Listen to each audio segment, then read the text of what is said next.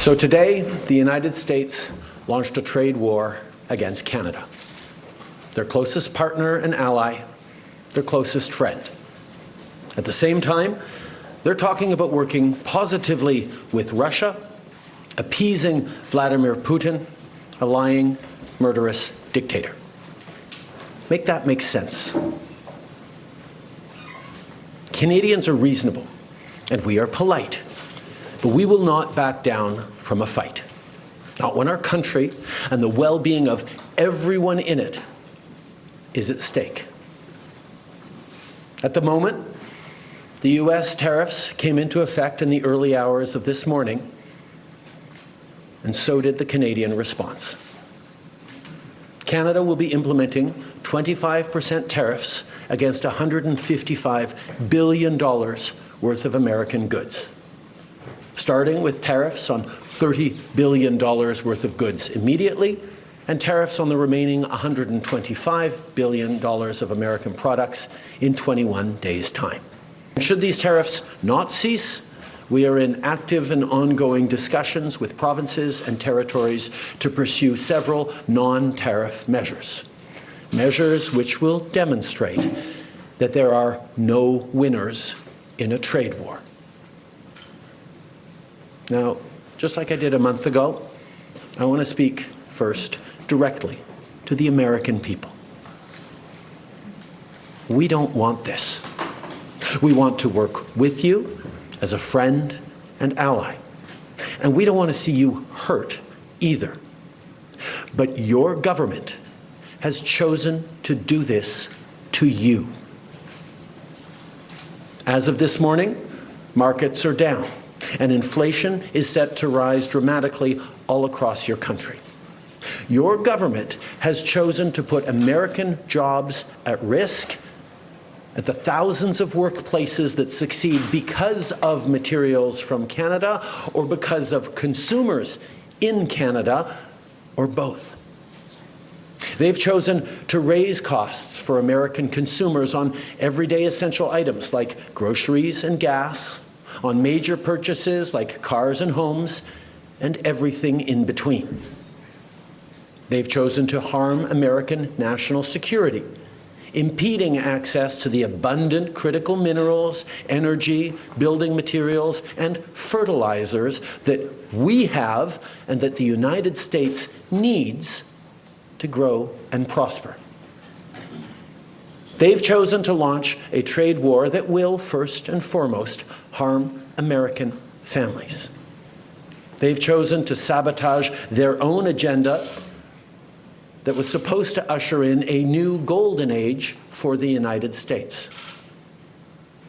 And they've chosen to undermine the incredible work we've done together to tackle the scourge that is fentanyl, a drug that must be wiped from the face of the earth. So on that point, let me be crystal clear. There is absolutely no justification or need whatsoever for these tariffs today.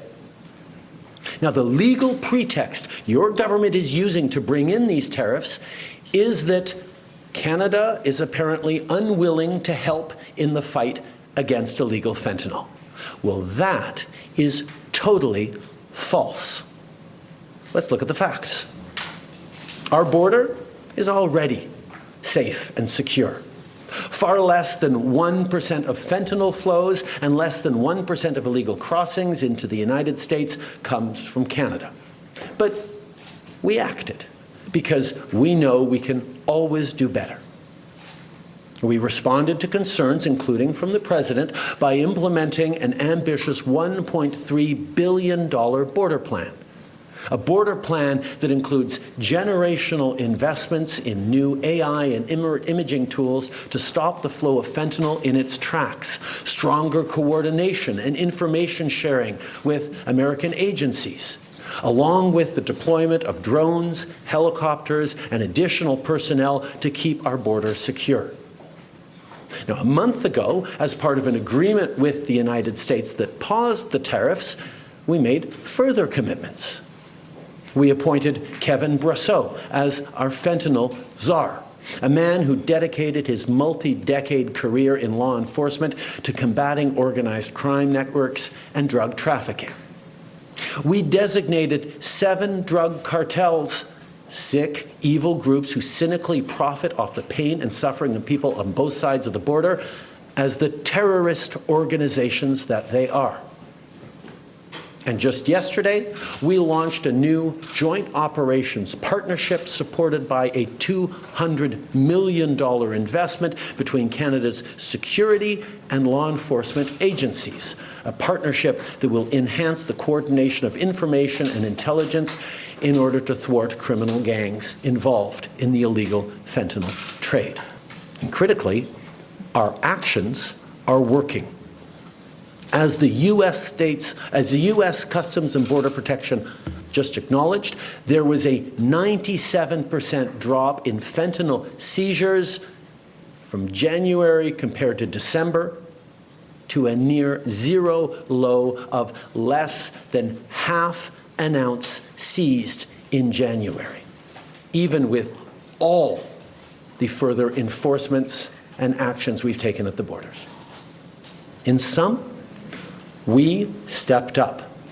We engaged closely and constructively with the President and his administration. We did everything we promised. We stuck to our word.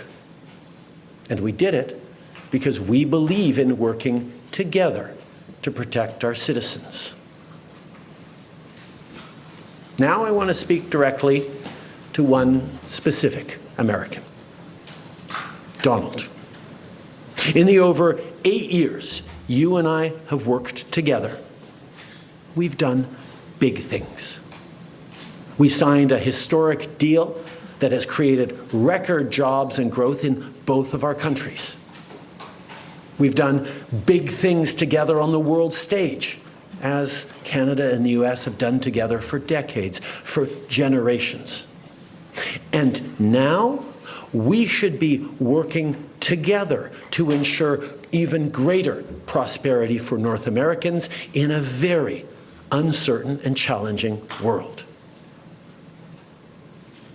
Now, it's not in my habit to agree with the Wall Street Journal, but Donald, they point out that even though you're a very smart guy, this is a very dumb thing to do.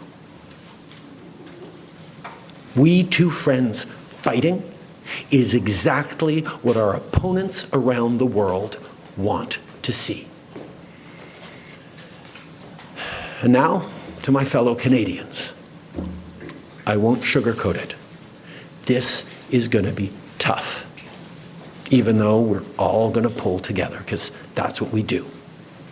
We will use every tool at our disposal so Canadian workers and businesses can weather this storm. From expanding EI benefits and making them more flexible to providing direct supports to businesses, we will be there as needed to help. But Canada, make no mistake, no matter how long this lasts, no matter what the cost, the federal government and other orders of government will be there for you. We will defend Canadian jobs. We will take measures to prevent predatory behavior that threatens Canadian companies because of the impacts of this trade war, leaving them open to takeovers. We will relentlessly fight to protect our economy. We will stand up for Canadians every single second of every single day, because this country is worth fighting for. Les derniers mois ont été stressants et honnêtement épuisants